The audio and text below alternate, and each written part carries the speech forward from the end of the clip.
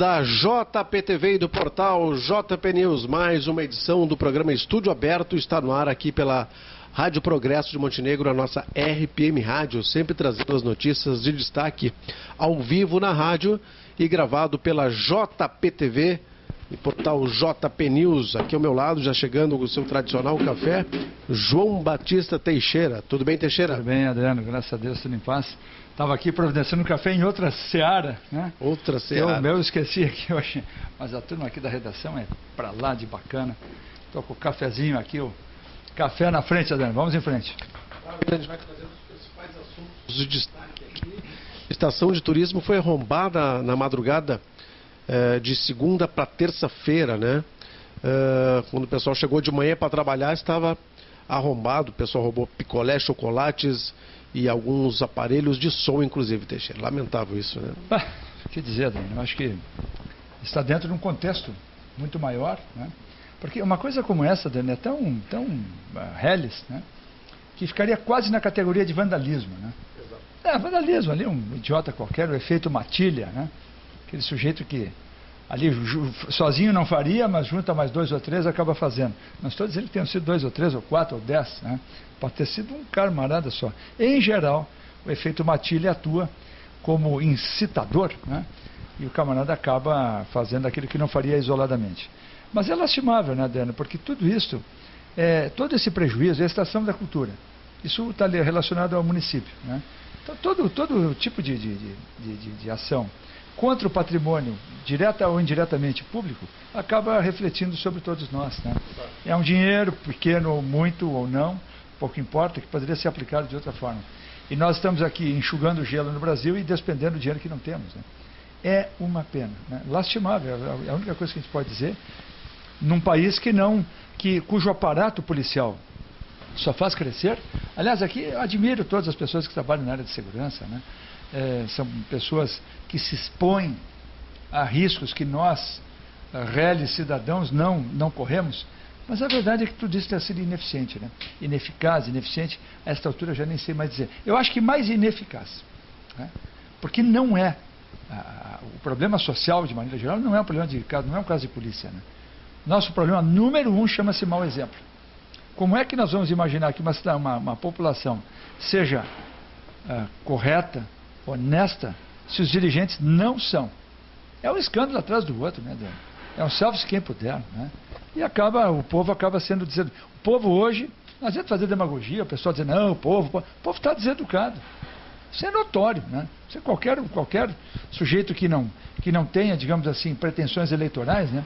Não vai ser gravado, olha, ele fala mal do povo. Não é falar mal do povo, é simplesmente reconhecer o óbvio. As pessoas perderam a noção de bem comum, né? E de respeito às coisas mais triviais. Não jogar um papel no chão, ser educado, né? E tudo isso, toda essa formação é alicerce das coisas maiores. O Brasil está sem alicerce. Muito bem, mais uma notícia do portal JP News. Cais do Porto, uma opção para refrescar o corpo nas tardes de muito calor. Essa foto aqui é fantástica, né? Da gurizada mergulhando. E essa imagem aqui se vê há pelo menos uns 100 anos aqui em Montenegro, né? Bom, Adriano, tu tocaste um ponto bacana, viu? O meu bisavô, Nicolau Gehlen, que teve uma tipografia hoje... Pai do seu Hugo Gehlen. Pai do Hugo Gehlen, exatamente, né? Pai do Hugo Gehlen, eram 5 filhos. Era o Oscar, o Teófilo, o Hugo, o Valdemar e o Armando. 5 filhos Nicolau Gehlen teve, né? Ele era alemão, chegou no Brasil em 1903. Veio, se não me falha a memória, ou do Porto de Hamburgo ou num navio chamado Hamburgo, não me recordo agora, né? Talvez uma coincidência aí de nomes. E ele, Adriano, como bom alemão, criado no sudoeste da Alemanha, né? Ele não temia muito frio. Então, os relatos da família é de que ele nadava no Rio Caí inverno e verão. Então, aí nosso chamado aí do JP News é de que a turma se refresca, né? Pois o Nicolau Gehlen, esse ia até no inverno, né? Com a água gelada, ele fazia lá seus exercícios. Ele que foi contador, Buchhaltung, se fala em alemão, ele foi contador do frigorífico Renner, né? Era ligado à comunidade católica, tocava órgão. Era um sujeito que, segundo o relato, era muito divertido, né? E tombou aqui na Ramiro Barcelos, saindo de de uma casa de comércio, acho que não sei se era um supermercado, e ele passou mal, tombou e se foi, né? Mas uma pessoa que deixou marca na família. E fica aí interessante o negócio do rio cair, né? Aliás, o rio é e deveria ser, e por todo sempre, um lugar de lazer, bacana isso. As quintas à tarde, sextas-feiras, são dias privilegiados inclusive para recolher imagens ali no rio, do pessoal se divertindo e fazendo do rio uma fonte bela de entretenimento, né, Adriano? Tem que acabar aquela história de que o privilegiado vai para a praia ou coisa assim, né? Até porque isso aí caiu por terra.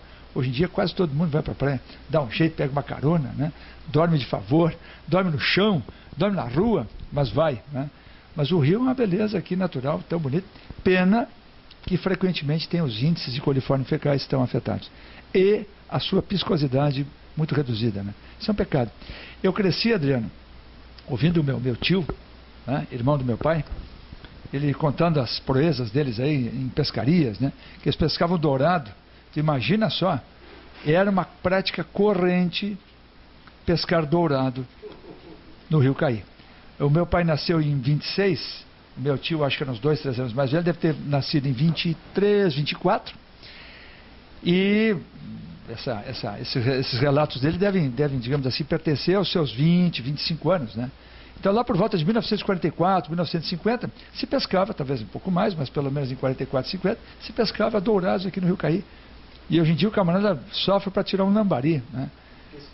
A humanidade, e aliás, alguns tiram e dão para o gato, né? Dizem que não arriscam comer aquilo que tira do rio Caí. Lastimável, né? Que nós tenhamos conseguido conspurcar aquilo que a natureza nos deu graciosamente, né? Uma pena. Tá certo, Teixeira, mais uma notícia aqui do portal JP News, em parceria com a agência Câmara dos Deputados.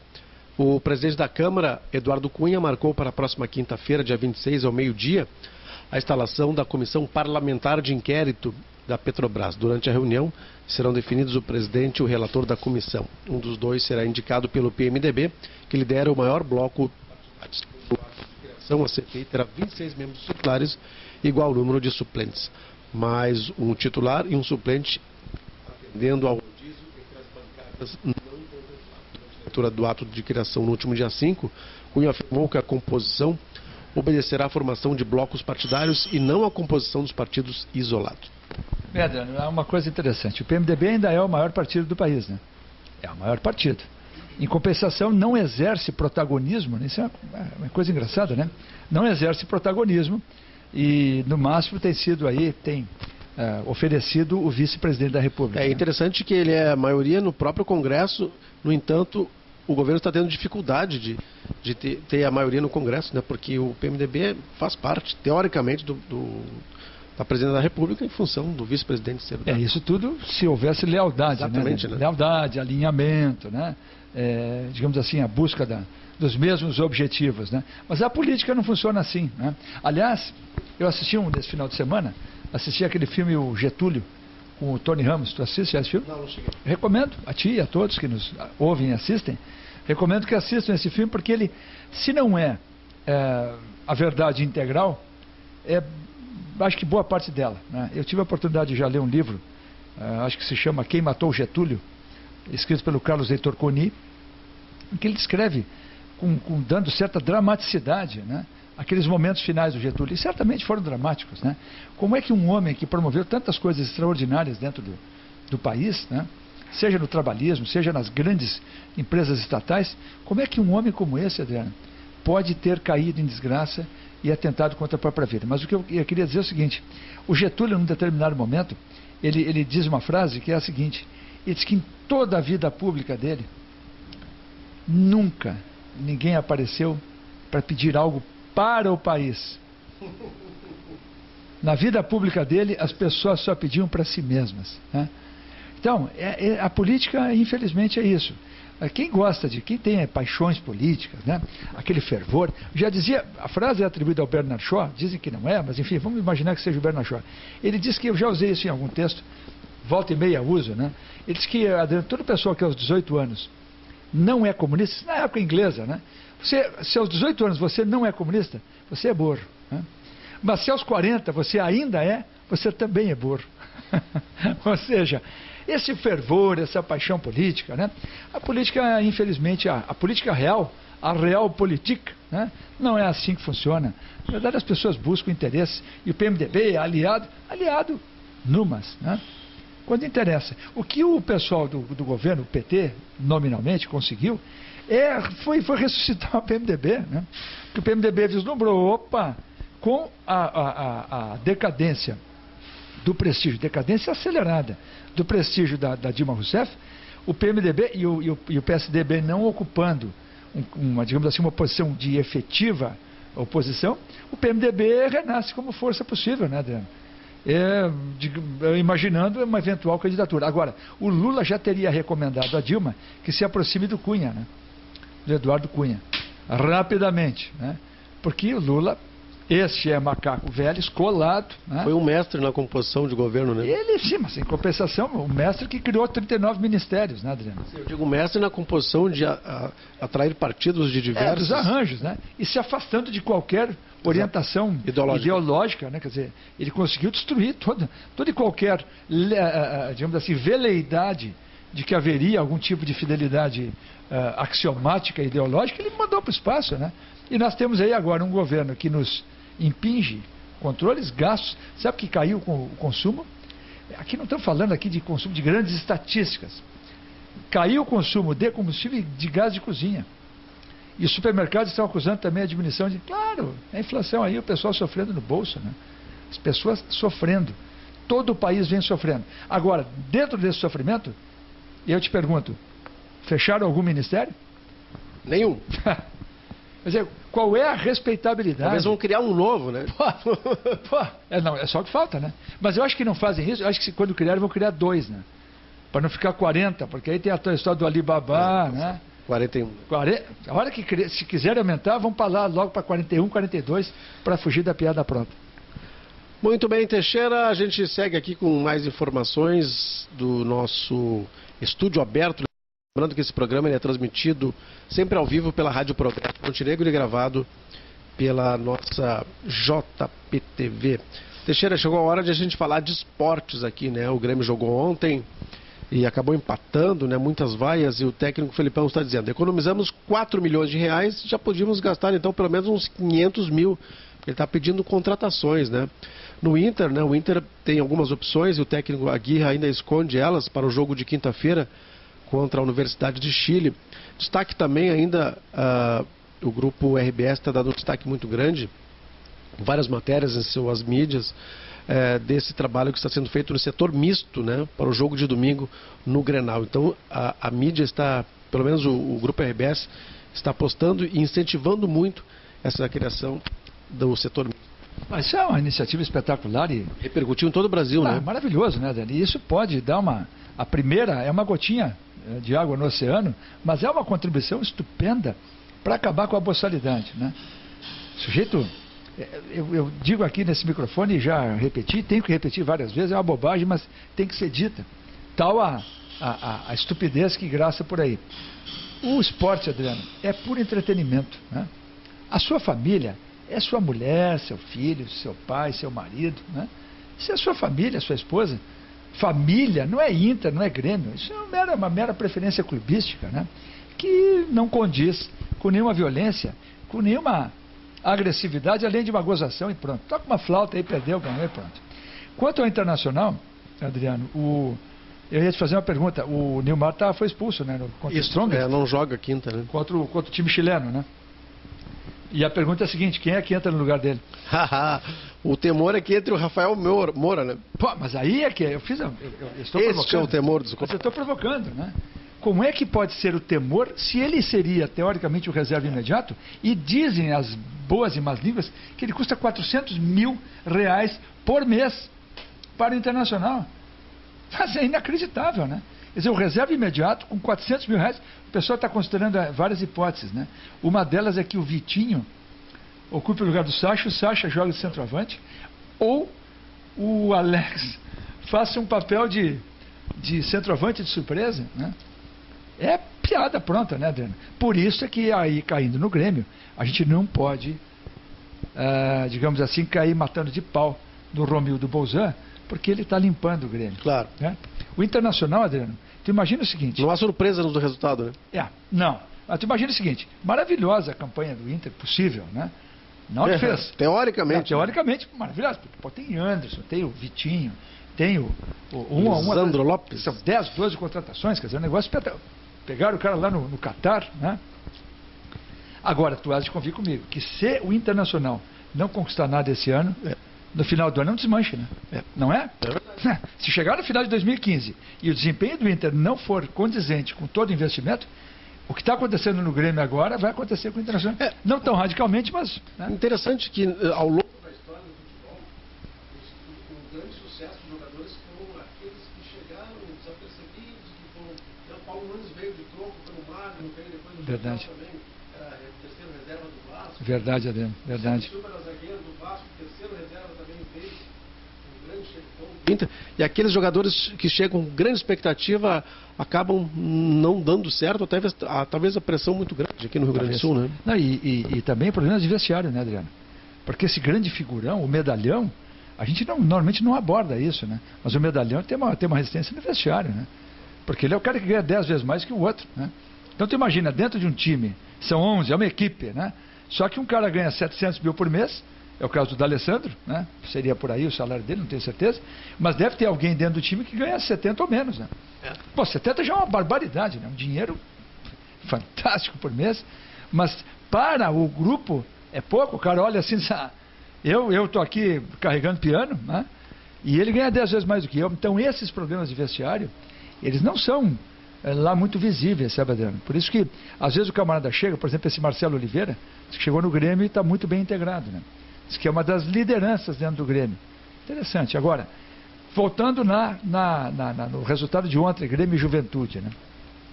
O Grêmio não toma gol, né? Mas também não faz.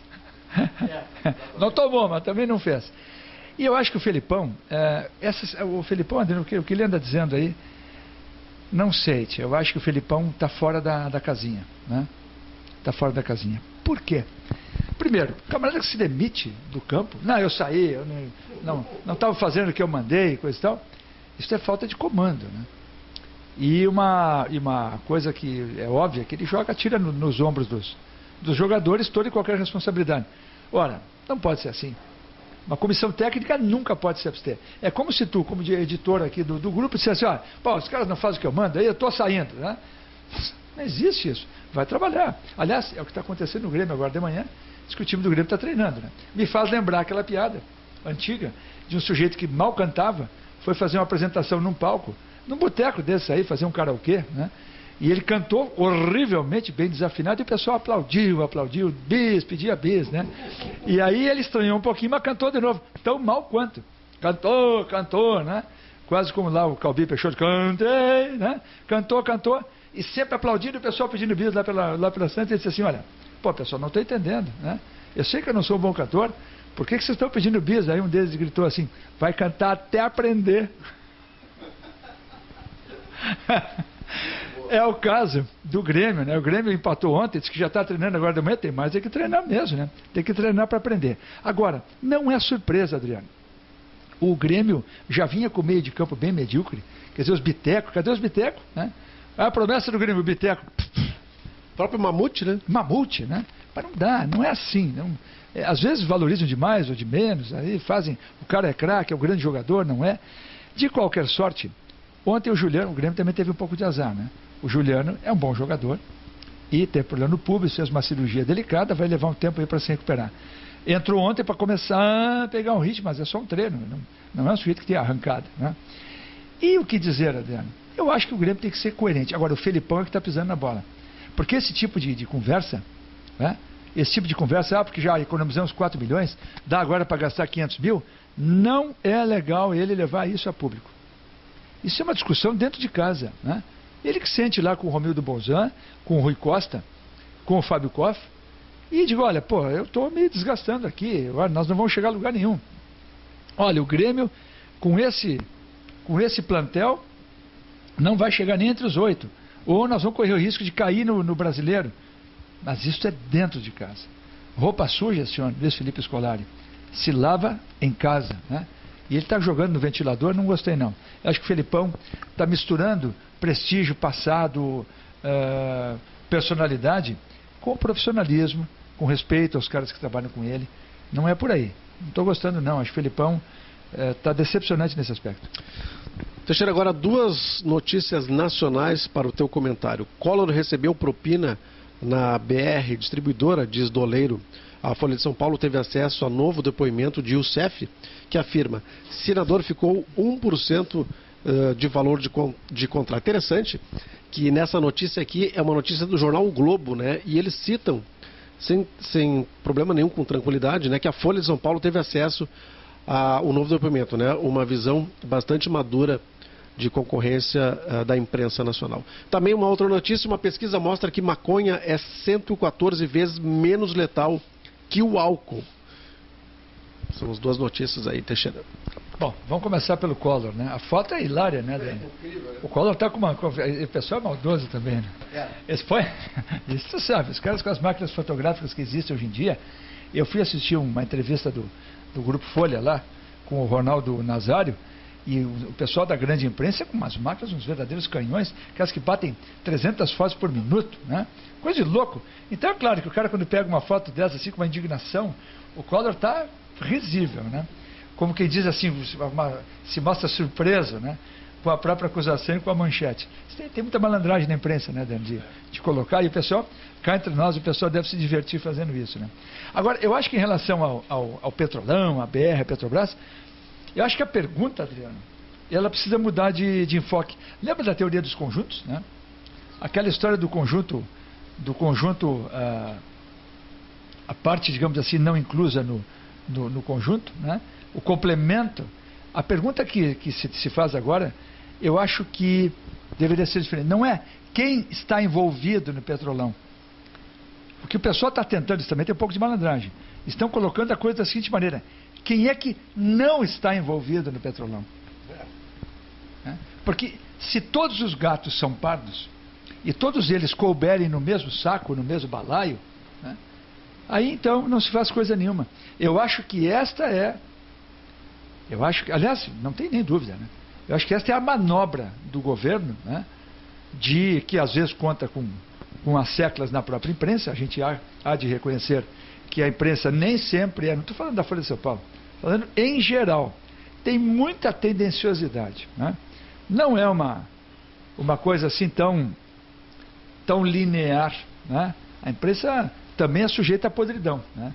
O pessoal costuma dizer que é o quarto poder, feito por homens, e também eventualmente corrupta ou adesista, chapa branca e coisa e tal. Então, essa história que a imprensa acaba ecoando, de que, primeiro, mas antes, se tivesse demitido, agora estão dizendo que se tivesse demitido um cara lá da Petrobras no tempo do Fernando Henrique Cardoso, isso tudo não teria acontecido. Uma piada, né? Mas uma piada que às vezes cola, no sentido assim, não, mas essa roubalheira, isso vem de longe, né? Isso é coisa antiga. Com certeza não. Na intensidade do descaramento do governo petista, com certeza, eu diria que não, né? Segundo, todo mundo botou a mão aí. Será? Não creio, né? Eu acho que tem, de fato, gente aí comprometida, mas não se pode melar o jogo ou já começar a assar pizza por conta disso. Então bota todo mundo, né? Então, eu não vou dizer aqui fechar o Congresso, que é um ato revolucionário e autoritário, né? Mas se for necessário trocar ou incriminar 90% do Congresso, então que o seja, né? Paciência, vamos renovar a política, mas vamos até as últimas consequências, né? Há quem tema, Adriano, e há quem espere que esta investigação chegue no Lula, né? Essa é a expectativa maior da oposição, né? Que toda essa lama que anda por aí acabe respingando e chegando no Lula. Será? Não sei. Dadas quase, né? Ou furtivas, porque ele se conteve no papel assim de protagonista, né? É uma tentação enorme, né, Adriano? Muita gente boa no lugar dele estaria a essa altura colocando a cara nos holofotes e se candidatando no mínimo a senador na próxima eleição, né? E ele está se mantendo bastante discreto, o que tudo leva a crer que a seriedade dele corresponde a esse comportamento. Você tem a questão aí do álcool e da maconha, né, Teixeira? Ah, o álcool e da maconha, exatamente, Adriano. Eu estava me perdendo aqui nos comentários, né? Olha, eu não vou dizer que me abstenha, mas eu acho assim, Adriano. Causa menos prejuízo? Quem sou eu para dizer, né? Os estudos haverão dizer, até porque são substâncias, são drogas diferentes, né? Mas também aqui fica aquela história assim de maconha 114 vezes menos letal. É uma defesa que parece também imprópria, né? Eu diria assim, as duas coisas são drogas, né? Eu maconha nunca consumi, álcool tomo regularmente, né? Não defendo o uso de maconha e defendo que o álcool possa ser utilizado, porque até Jesus Cristo tomou vinho, né? As bodas de Canaã, né? As bodas de Canaã revelam que Cristo transformou a água em vinho, né? E tu sabes por quê? Por uma razão muito simples, porque era uma vergonha. Naquela época as pessoas se deslocavam em grandes distâncias, elas se deslocavam e era uma vergonha acabar o vinho, né? Era uma família modesta e o vinho tinha que perdurar por 2, 3 dias. O tempo que os convidados ali estivessem, tinha que ter tudo com relativa abundância. E Maria é o primeiro milagre, né? Porque Maria, que conhecia o seu filho, pede a ele, né? Tu vê o que é o pedido de uma mãe. É uma coisa belíssima, né? Tem 300 metáforas aí ao redor desse milagre, né? É o primeiro milagre dele, transforma água em vinho, e portanto eu não me sinto minimamente culpado tomando um bom vinho tinto. Bom ou mal, tanto faz, né? Às vezes um pouquinho mais rasquento, mais ácido, menos ácido. Eu não sou um conhecer, nem quero, né? Eu acho que sendo um bom vinho, eu digo sempre um vinho honesto, pode ser um vinho feito por colono ali, está de bom tamanho. E esses dizem que são os melhores, né? Olha, Adriano, eu confesso que às vezes me agrada mais. Eu vou te dizer uma coisa absurda. Às vezes eu tenho lá 3, 4 garrafas do mesmo vinho. Eu abro uma garrafa e me agrada. Dias depois eu abro o mesmo vinho e acho que não é tão bom, né? Aí, aquele mesmo vinho que eu abri e deixei na geladeira, no dia seguinte eu tomo meia garrafa numa noite, por exemplo. No dia seguinte eu vou tomar, não me agrada tanto de novo, é engraçado, não sei dizer. Eu acho que está muito relacionado ao nosso paladar, ao nosso organismo também, né? Não acho que o vinho, o mesmo vinho, nem sempre tem o mesmo sabor. E assim é a vida, né? Às vezes está melhor, está pior. Muito bem, Teixeira, ficamos por aqui com o nosso estúdio aberto. Obrigado pela participação, Teixeira. Imagina, eu que te agradeço aí, um prazerzaço, né, fazer aqui. E amanhã, opa! A volta do nosso brilhante comentarista. Aliás, o nosso time aqui, agora, evidentemente me excluo dessa... Aliás, faço questão até de no futuro nem fazer parte dos 5, embora seja um prazer imenso. Mas temos aí o Remy na segunda-feira, o Remy Amandio vai. O Zitloff tem contribuído quando pode aqui nas terças-feiras. O Ernesto Lau nas quartas. E eu fico aí de reserva. Quando estou por aí, eu fico aqui e cumpro honrosamente essa parceria. Obrigado, Adriano. Um abraço. Até mais, pessoal.